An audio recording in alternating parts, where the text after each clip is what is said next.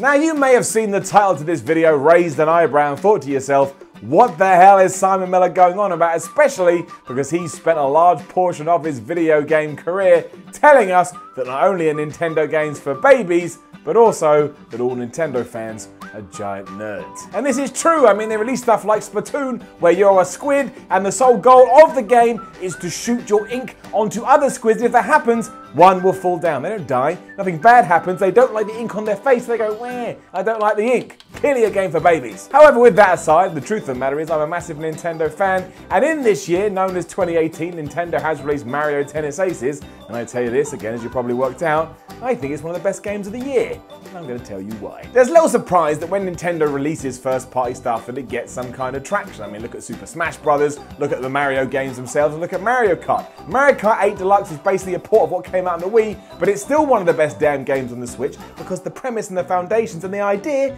are so good. Nintendo didn't need to do much to it, they just needed to tweak and iterate, and they've got a platform there that really, in my opinion, could last for years. Treat it like Netflix, treat it like a subscription service. Just keep releasing tracks and keep releasing cars and keep releasing new content for it, and I tell you this, Nintendo, I tell you for free, I'm gonna hang around because that's how good I think Mario Kart is. And following on from that idea, we do have Mario Tennis Aces, and again, I think it kind of follows this similar format because the template and the foundations are just so damn enjoyable and so damn satisfying. Doesn't matter how long you want to play it for. If you've got 5 minutes, just have a quick match, or you want to lose yourself in adventure mode, it just keeps on giving because of how it plays. And it's not like Nintendo has done much different here. They've looked at games like Virtua Tennis, Super Tennis, and old Mario Tennis games and gone, well, what made those work? We'll just take all of that and we'll throw it into this, especially because right now, there is no tennis games in the market. I mean, Wimbledon was just on. If you live over here in the UK, we didn't get any games. There's no official Wimbledon game. Sega ain't doing nothing. 2K ain't doing nothing. So it's wide open. Nintendo took advantage of it.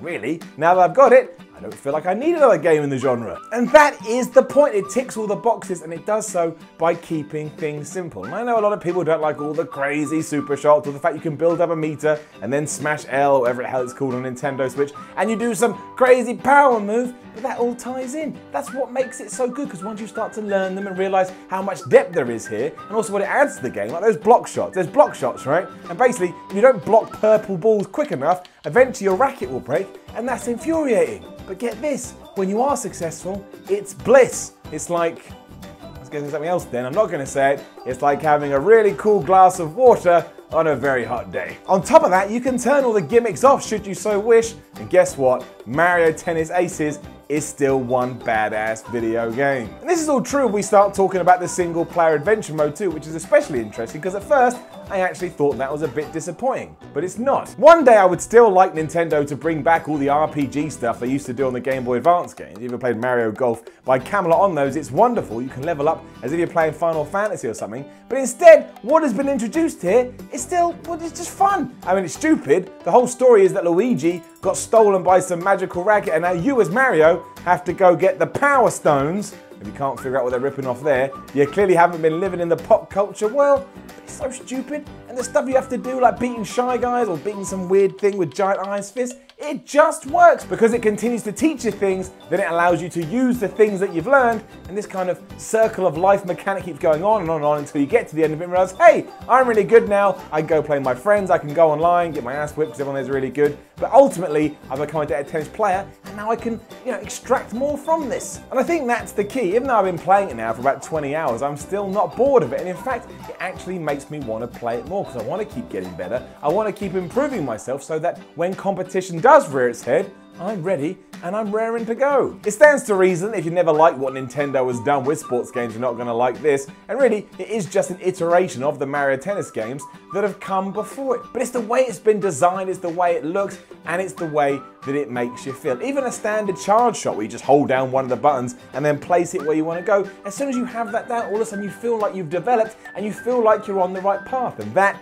is what Nintendo always does when it gets it right. It drops those carrots and you continue to eat the carrots until you realize these carrots never end, but for some reason I'm just not getting sick of carrots. And yeah, we mentioned going online, which is an absolute nightmare because everybody is so much better than you are, but hey, isn't it nice to have a test, to have a target, to know eventually one day you may win? I think so. There's another reason why I really like Mario Tennis Aces. Again, the bosses kind of suck. Some of them are absolutely ridiculous and don't make any sense, but you soon learn. If you can't learn, that's what the internet is for. You go in, you type in the boss's name, you type in how do I do this, and it tells you. It's a tennis game. It's not like you're cheating, you just need to know the format. But put simply, there is no other game in 2018 that I've played more than Mario Tennis Aces, or that I actually get excited about playing all these weeks after it was released. So I get it, I've ruined myself. I've made myself like a massive nerd jabroni, a Poindexter if you will.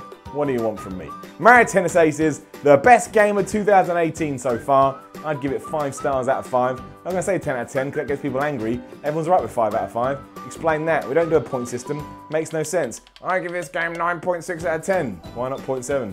Why not 0.5? Where'd the point come from? Anyway, that was a massive tangent. Again, Mario Tennis Aces. Phew, what an experience. And thanks, Nintendo.